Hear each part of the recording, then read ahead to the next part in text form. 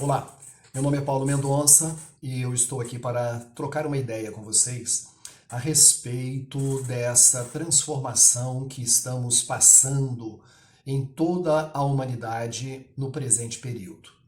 Muito a se falado a respeito da nova era, desta era em que o mundo se transforma ou se transformaria para um mundo melhor.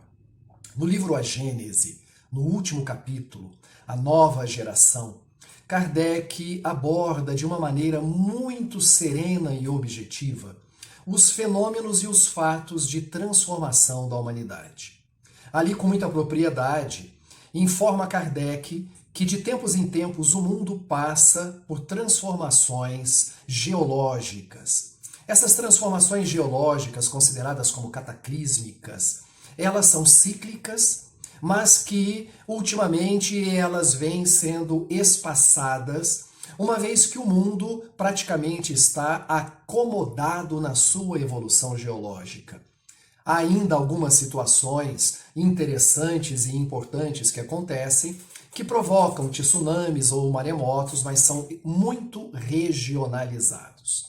Nesse livro A Gênese, Kardec diz que a derradeira e efetiva transformação que o mundo necessita passar é a transformação moral. Diz ele que este processo de transformação, a transformação para a chamada nova era essa proposta por Jesus e denominada como Reino dos Céus, já vinha acontecendo há cerca de 100 anos. Então, pelos idos de 1857, Kardec informa que o processo de transformação do mundo já estava em andamento há pelo menos 100 anos. Isso coincide com toda a situação de transformação social provocada na velha Europa, que culminou com as revoluções internas em alguns países e, em especial, a transformação da razão, do raciocínio humano. Informa Kardec que essa mudança do mundo, ela deve acontecer na mudança de paradigmas, na mudança de conceitos vivenciais. E essa mudança de conceitos vivenciais, para que aconteça, necessita do impulso promovido ou provocado por fatores externos. Fatores externos esses que seriam a presença no planeta Terra de espíritos mais evoluídos que aqui vêm para impulsionar a humanidade com os seus conceitos, com as suas informações e, em especial, com seus exemplos de vida. Esses espíritos, segundo Kardec, aqui estão chegando desde algum tempo num grande processo de imigração em massa. Esses espíritos foram convocados por Jesus, o governador moral e espiritual do planeta, na mesma proporção e situação do que ocorrera nos primórdios da história da Terra, quando ele, Jesus, esteve lá na constelação de Cocheiro, no mundo chamado Capela, e ali ele convocou uma pleiade de espíritos que não estavam em condições morais de continuar existindo naquela região e foram convidados por Jesus para estarem aqui na Terra e impulsionar a Terra. Isso aconteceu e está muito bem narrado na obra Caminho da Luz, de Humberto de Campos. Vamos refletir a respeito do processo de hoje. A mesma situação se repete. Jesus convoca espíritos luminares de outro orbe, de outras paragens, sugerindo a eles que venham aqui para impulsionar o mundo. Da mesma maneira que aconteceu no mundo de Capela, alguns espíritos não estarão em condições de viver na nova era proposta. E esses espíritos aqui não poderão ficar. Então, no livro A Gênese também é relacionada a questão dessa migração para fora.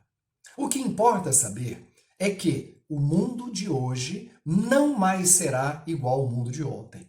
Porque o processo da transformação, da melhoria da humanidade, que avançou em demasia nos últimos séculos, na questão da tecnologia, na questão da economia, na questão do desenvolvimento intelectual, agora necessita do desenvolvimento da moral.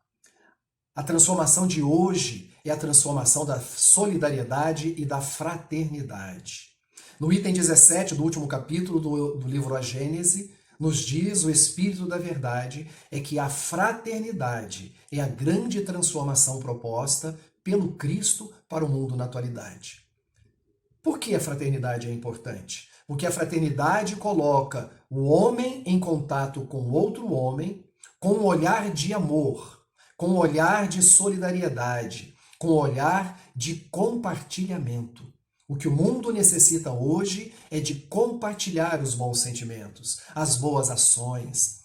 Já nos informa Kardec que nessa nova era, uma nação procurará na outra nação aquilo que lhe falta, mas não irá usurpar isso que lhe falta. As fronteiras serão administradas com solidariedade. As diferenças entre os povos, diferenças raciais, regionais, continuarão existindo, mas essas diferenças não provocarão a guerra nem as divergências, porque a fraternidade e a solidariedade estará presente. Nós, espíritas que somos, estamos inseridos diretamente neste processo como elementos facilitadores da evolução da humanidade. Não que sejamos melhores do que ninguém, é que somos hoje detentores de informações primordiais para a instalação da era da fraternidade.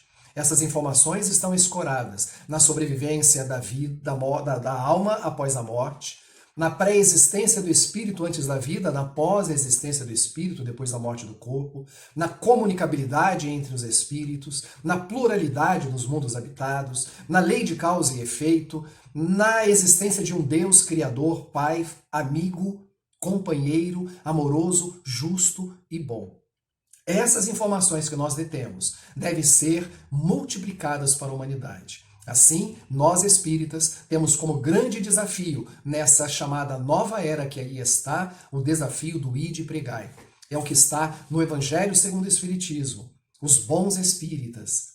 E na missão dos espíritas, que o nosso lema deverá ser sempre ide e pregai.